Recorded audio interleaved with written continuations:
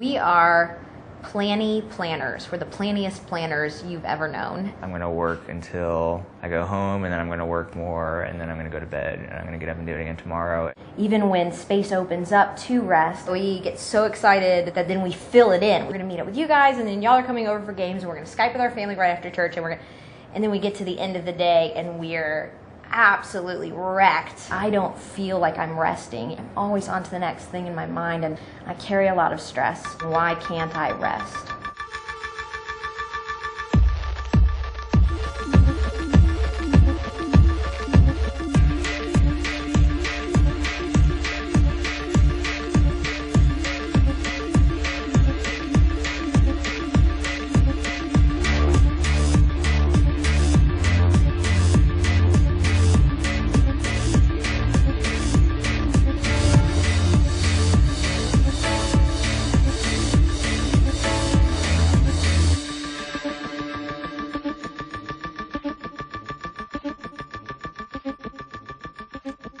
I'm just driven. It's my personality, and it's also in my choices. It's go, go, go. And so this idea of the Sabbath just butts up against that. For us, Sabbath practice really started because of a course we took at Regent College, a summer school class with Marva Dawn. Sabbath, growing up, was always construed in terms of a requirement that no longer applied. Being reintroduced to the concept in a way that moved it from a requirement to the way that God has actually just designed the world and designed us to have a need for rest. And not just a need, but Sabbath being a gift.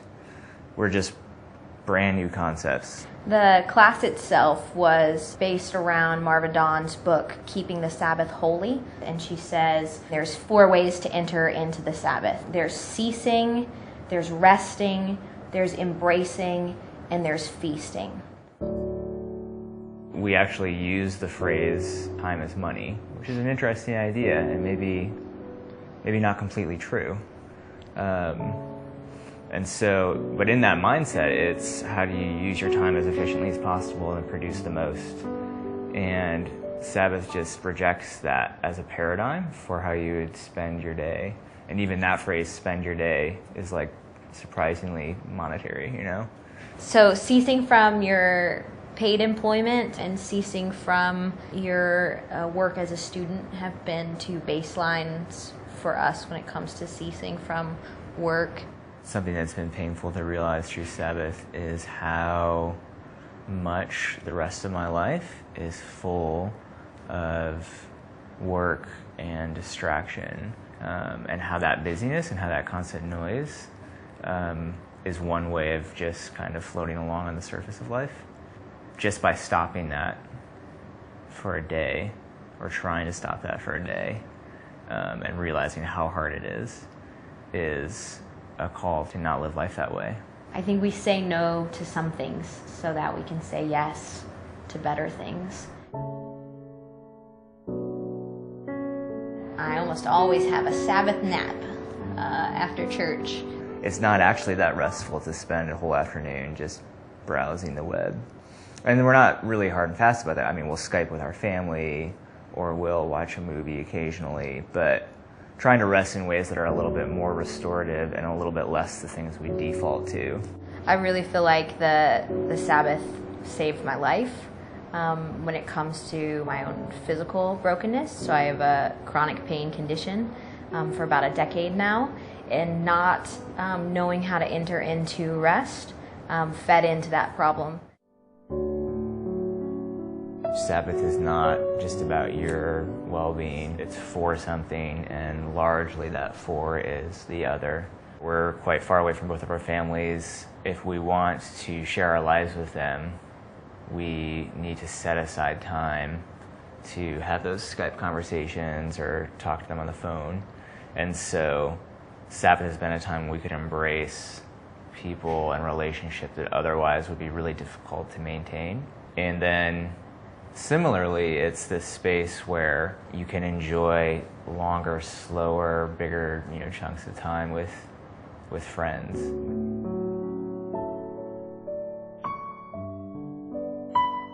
We're really good at feasting.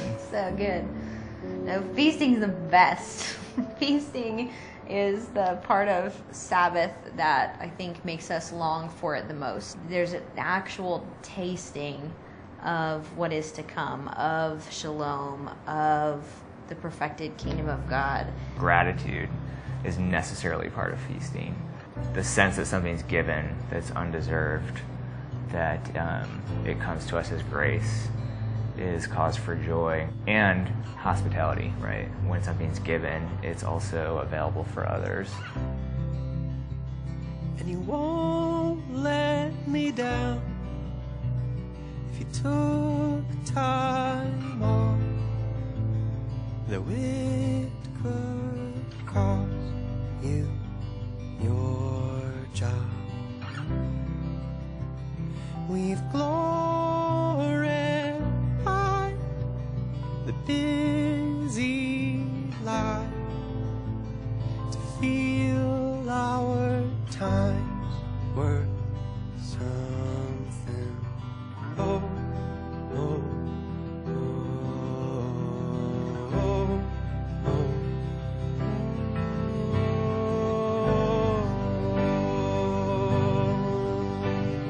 And I will give myself to something bigger than myself. It's the least I can do, it's the least I can do. And I will give myself to something bigger than you. It's the least I can do, it's the least I can do.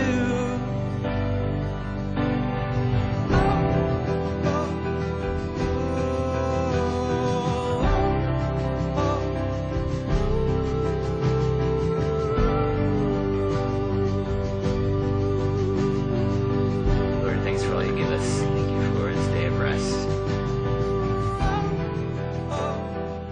My question for Marva was, okay, what if I get to the end of the week and it's time for the Sabbath and I'm not ready for it? I haven't done enough to be prepared. There's no way that I've set everything aside so I can take a break. I haven't worked hard enough that I have earned a day off. What do I do those weeks? And that was my deep, honest question. And she just looked at me and said, that has nothing to do with it. That has nothing to do with the Sabbath. It's not, did you work hard enough to earn a day off and now you can crash. It has nothing to do with you and whether you've earned anything. It's all a gift from God. And it breaks into your regular routine whether you're ready for it or not. And that's what's beautiful about it. And I just sat in her office and just wept, right? Because that's not the kind of Sabbath I was open to. I was looking for another thing I could earn, another thing I could be good enough for, another way that I could be proud of what I'm doing. And she just pulled the rug out from under me. That's not what Sabbath is. I needed that. I needed that so bad. If the beats should stop and the voices drop, when the silence